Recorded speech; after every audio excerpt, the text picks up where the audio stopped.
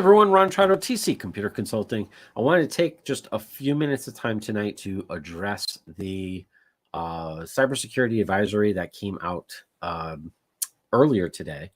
This is an update to the prior advisory. I know I did a video on that. This one was a joint advisory, which is, I'm not sure if that's historical or not. My mind says yes, but it's also late. But it's United States, Australia, Canada, New Zealand, and the United Kingdom all jointly issued this advisory. So what does it mean without going into all the technical stuff? It means that they have now observed multiple attacks, state-based attacks. And in addition to this, we've had Russian hacking groups basically double down and say that they will support Russia, and they will attack countries that are supporting, aiding and abetting Ukraine, as well as those countries that have put sanctions on Russia. So it's them against the world. I guess the whole world's in jeopardy at the moment, but there's been a lot of activity going on, though.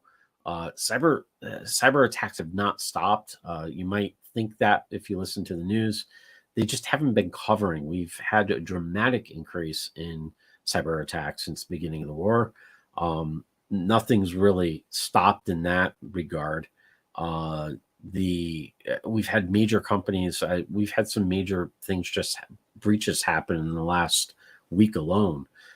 So it hasn't stopped. It hasn't slowed down. And to add to this, the cybersecurity community has shared that the attacks that are currently going on in Ukraine are innovative, meaning that they're not using the same things over and over. They're changing, they're improving. So there's innovation going on, on their behalf to make these things happen. So that really gives us some indication of momentum.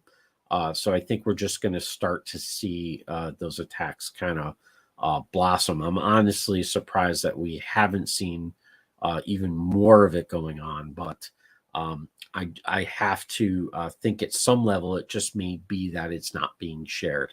I know personally I have seen a grave increase in the amount of what we call business email compromise, BEC, attacks, where people are trying to log into people's emails. Because it's still the best weapon delivery system that the bad guys have. So, it's no surprise that that's happening. But this is all done in conjunction with something else that's going on, and that is a whole bunch of vulnerabilities popped up in the last couple of months, probably because everyone's freaking out and really looking at things right now. But that being said, we've had Microsoft 175 plus patches last week. Apple, all of their stuff, basically from laptops all the way to iWatches, critical vulnerabilities. Adobe, critical vulnerabilities. Chrome, critical vulnerabilities. And there's a bunch of other notifications we've gotten in the last 2 weeks too. I mean, there's dozens of them, specific devices, specific services, stuff like that. So there's just a giant push for all of the vulnerability resolution going on in the industry right now. So we're going to be seeing a lot of that. But I wanted to tie this in for you. If you're not on a managed program such as ours, you want to make sure that you get these things patched as soon as humanly possible. There's no reason to have this low-hanging fruit out there, because now that it's out there, the bad guys know about it. If they didn't know about it before, now they certainly do know about it. There are proof of concepts out there, and all they need to do is take a couple snippets of code, figure out a way to funnel it into whatever the attack method is, and next thing you know, your stuff's toast. So don't get tripped up by this little stuff. Patch everything, but especially make sure that Windows is patched. Especially make sure that your Chrome browser's patched, your Adobe's patched, and if you're using Apple, anything make sure that that is fully up to date right now. Don't wait until this weekend. It might be a little late if you're watching this tonight, but if it's daytime, um, make it happen right now, because there's no better time to protect yourself than right now with these things. So that's really why I wanted to create this video and kind of do it with some urgency. Unfortunately, scheduling wise, this was the first slot I had available, but we got that part down.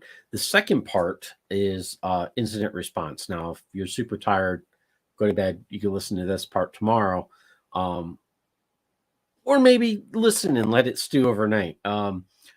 Let's talk like 2 more minutes about incident response planning in your incident response plan. If you don't know what that is, in a nutshell, incident response plan is how a business will handle an incident that happens. It can be anything. It can be from a hurricane, a cyber event, a fire, sickness in the office, a key person being incapacitated for whatever reason. There's a lot of things that this plan should cover. But because specifically, we're thinking about cyber stuff right now, we'll keep it to cyber events. And here's the deal. If, for whatever reason, your business and your business risk appetite, your business risk planning says that no matter what happens, we can rely on our insurance because we've been doing things, a certain way, that may not pan out for you right now because, we are essentially at a wartime practically. So, your force majeure exclusion, your wartime exclusion may not let you get a payment or settlement on that. You have to go look at your you really have to go look at your policy and see what it states right now to make sure that it's in congruence with whatever your incident response plan is. Or even if you have it mentally thinking that you're covered, chances are you probably aren't. And if you're relying on the ability to pay ransom, if you say, it's pretty good 85% chance that, I'm going to get my stuff back and they're not going to exfiltrate stuff and all I have to do is pay a ransom payment. Guess what? You can't make ransom payments to Russia right now. So it's just not feasible. So you have to make sure that your incident response plan has been appropriately adjusted, that your risk has been appropriately adjusted, and that you understand these things so that you're still in business at the other side of an incident, cyber incident. So I just wanted to throw that out there. And if you have no idea what I'm talking about, if you don't have an incident response plan or never even thought in those terms, I challenge you. I'm going to put a link down below. Schedule 15 minutes with me, and we're going to talk about kind of a little bit about that risk that's in your business. We'll try to get you in a categorized business type and see what we can do to help you to figure out what your risk is as soon as possible. So I challenge you to do that. I don't want to have this conversation. If you have an incident, don't schedule a 15-minute block with us. That's something entirely different. It's a very different conversation, and the costs are just menacing, depending on about 1,000 different factors. So, especially if you're not prepared for it. So, now's the time to have that conversation. Now's the time to call. Make sure you get the 15 minutes in, and we'll take it from there. We're going to try to get everyone is situated as we can. We have limited hours. As you can imagine, cyber resources are scarce right now. Everyone is busy, but I don't want small businesses to be left out in the cold here. So please, let's schedule that call and get you kind of figured out. We're not going to get you solved in 15 minutes. We're probably going to raise even more questions, but at least we'll have an inkling and a beginning of a game plan.